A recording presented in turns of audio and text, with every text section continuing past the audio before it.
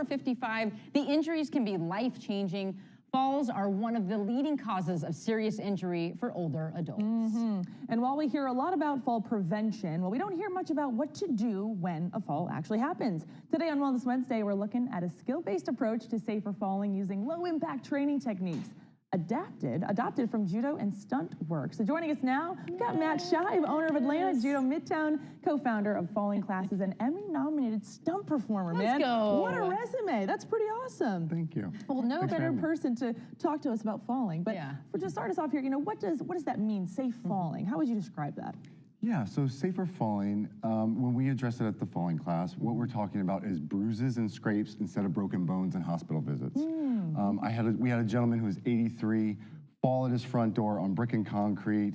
He went on about his day and his wife says, you've got a scrape on your leg. And he said, oh yeah, I fell. I forgot to tell you.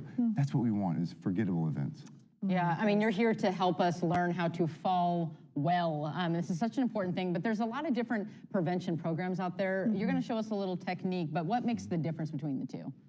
Yeah, you said it there, right? Prevention, and what we're dealing with is actually the impact, and we want to reduce the impact.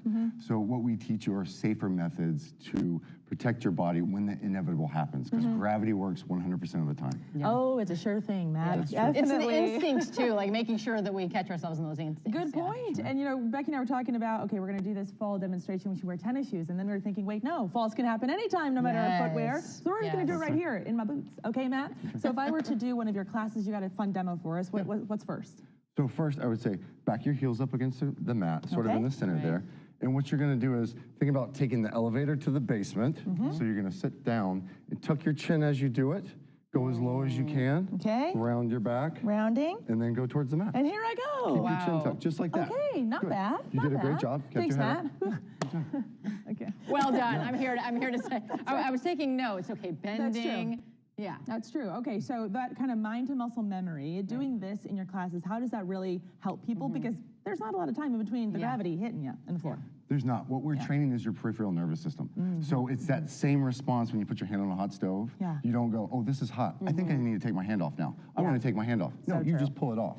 So it's the same response that athletes use too, right? So that's what we're training. Okay, so let's talk about reducing those falls because, especially for 55 and older, we know this is something that's pretty common. What are some of those practical things we can do to reduce any kind of fall that could happen? Yeah, so reducing the impact. So what we focus on in the fall class is reducing the impact. So first thing is non-negotiable, protect your head.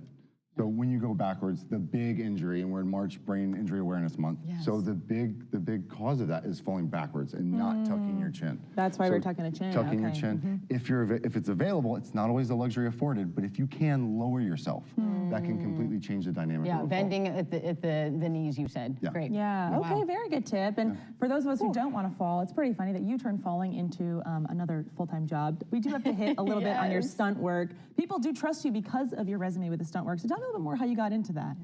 Yeah, well, the joke is I fell into it, right? But it was through a coordinator came in and he was working on a movie and said, hey, can we train here? And I wound up training them and their guys. And I was on set as we had kind of a booming film industry here for a while.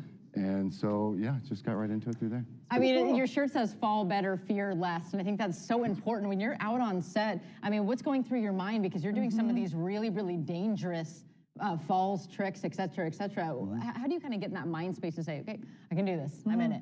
Yeah, it's not. Adrenaline? That's certainly part of it. It definitely comes back on my experience as a judo player. So getting ready for competitions, that same sort of like, you thrive off of that. It's almost a state of calm. Wow. So it's nice, Rub some of that off of me. I know, right? That fearlessness. Well, Matt, thank you so much. We appreciate the demo, talking a little bit about your story. And where can people go to sign up for maybe their first safer falling class? Yeah, thefallingclass.com. Okay, all right. Easy enough. Here, catch me. There you go. Awesome, guys. We're going to put thefallingclass.com on our website as well, atliveshow.com.